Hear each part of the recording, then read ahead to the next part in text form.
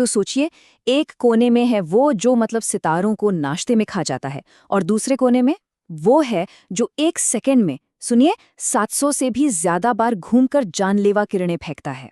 आज ना ब्रह्मांड के दो सबसे बड़े हैवी वेट्स आमने सामने हैं। तो सवाल एकदम सीधा है, ब्लैक होल बनाम न्यूट्रॉन स्टार, ब्रह्मांड का असली हैवीवेट चैंपियन कौन है? चलिए इस महामुकाबले में उतरते हैं और इसका पता लगाते हैं। लेकिन रिंग में घंटी बजने से पहले हमें इन कॉस्मिक चैंपियंस की पैदाइश की कहानी जाननी होगी।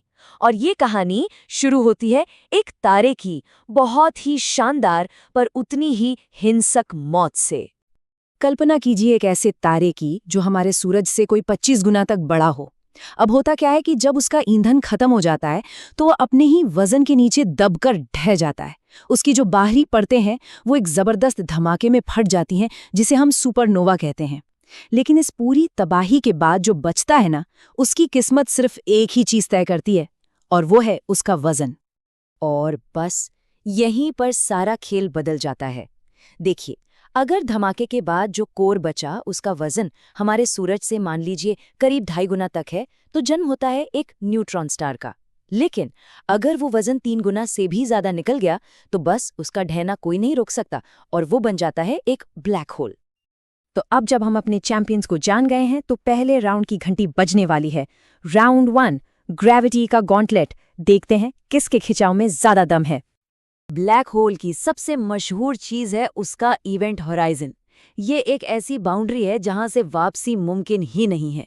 मतलब गुरुत्वाकर्षण यहाँ इतना ज्यादा मजबूत होता है कि लाइट तक इससे बचकर नहीं निकल सकती। ये एक वन वे टिकट है।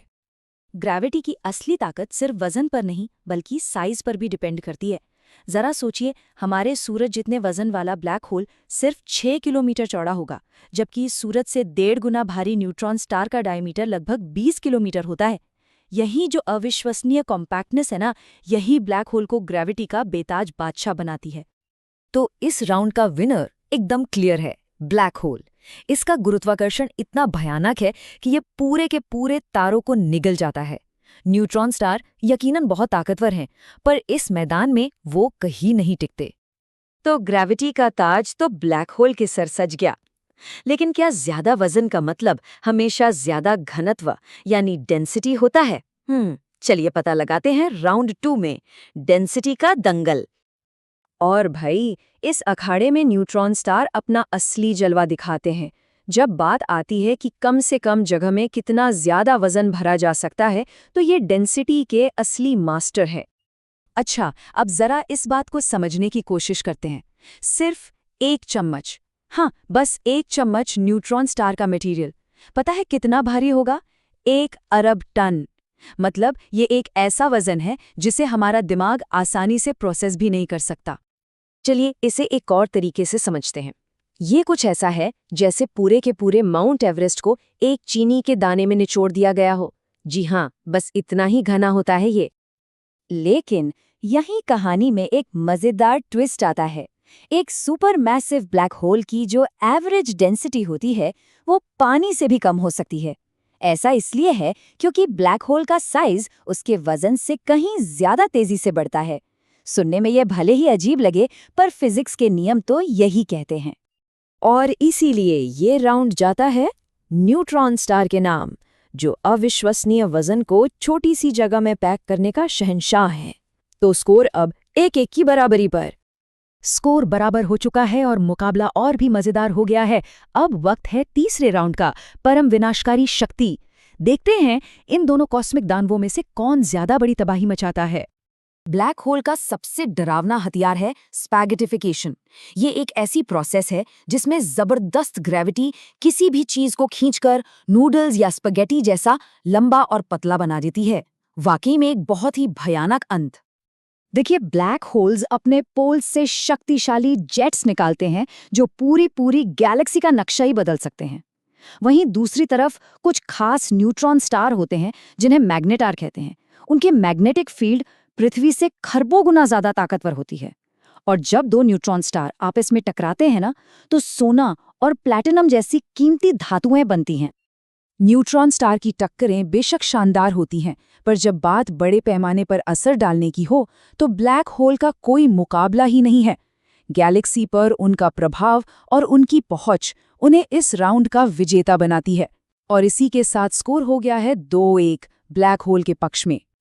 ब्लैक होल अब बढ़त पर है, लेकिन मुकाबला अभी खत्म नहीं हुआ है। चलिए बढ़ते हैं फाइनल राउंड की तरफ। अजीबोगरीब कॉस्मिक करतब, देखते हैं किसके पास है ज्यादा हैरान कर देने वाली शक्तियां।